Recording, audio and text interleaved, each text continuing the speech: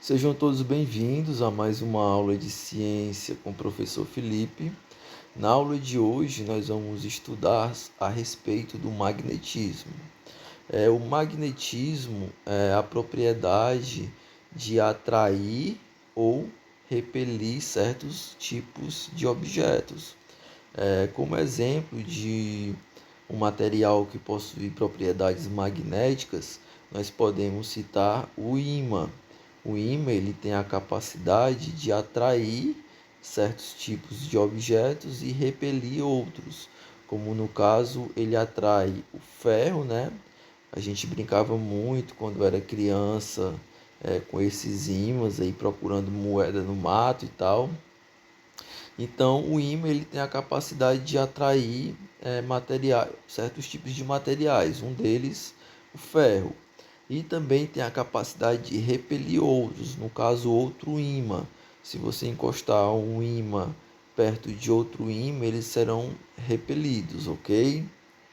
Então, vamos lá para a nossa aulinha de hoje. Onde foi descoberto o magnetismo? É o seguinte, galera. O magnetismo ele foi descoberto na Grécia Antiga, em uma cidade chamada Magnésia. Daí o nome da propriedade ter sido batizada em homenagem a essa cidade, a cidade de Magnésia, e a propriedade é o magnetismo. O fenômeno do magnetismo ele só foi descoberto graças à observação dos fenômenos da natureza, que eu acho que a galera aí da Grécia Antiga, esses pensadores, filósofos, eles não tinham muito o que fazer, eles tinham muito tempo ocioso na vida deles, então eles se dedicavam aí a estudos da natureza, eles passavam horas e horas observando a natureza, vendo os fenômenos naturais e baseando aí suas teorias. Não é de se estranhar que a maioria de alguns fenômenos naturais e que foram descobertos aí por filósofos gregos, pensadores, cientistas gregos, através de seus estudos, beleza? Então, o magnetismo ele foi descoberto na Grécia Antiga, numa cidade chamada Magnésia, e através de observações dos fenômenos naturais, ok? Através da observação desses fenômenos, foi possível observar que uma pedra tinha a capacidade de atrair o ferro. O cara devia estar passeando ali pela natureza e achou uma pedrazinha estranha ali pelo chão, sei lá, e observou que essa pedra ela tinha a capacidade de atrair o ferro.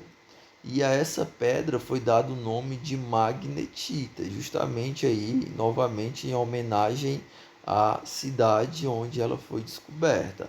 É a magnetita, é a pedra que tem a capacidade de atrair o ferro, ok? Os polos de um ímã. É o seguinte, galera, a gente sabe que o nosso planeta ele tem os polos norte e o polo sul. E o planeta Terra ele também apresenta propriedades magnéticas, ou seja, ele tem a capacidade de atração.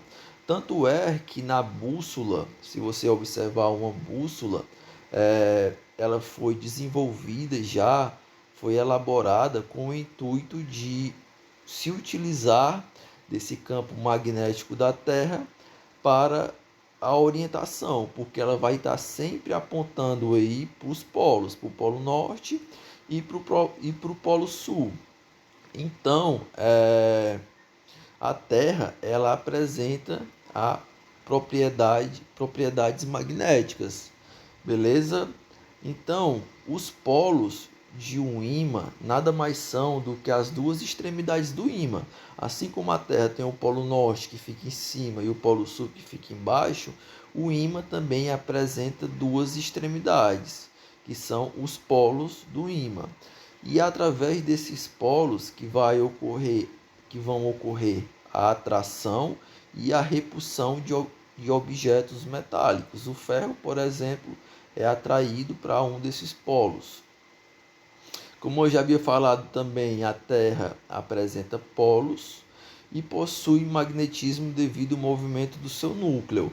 Assim como a Terra apresenta alguns tipos de movimentos, o núcleo da Terra também se movimenta, e é através do movimento desse núcleo que vão surgir as propriedades magnéticas da Terra, que eu acabei de mencionar. No caso da a bússola vai estar sempre apontando para um dos polos da Terra. Beleza? Então vamos lá. É o seguinte, galera, existem dois tipos de ímã. Nós temos os ímãs naturais e nós temos os ímãs artificiais.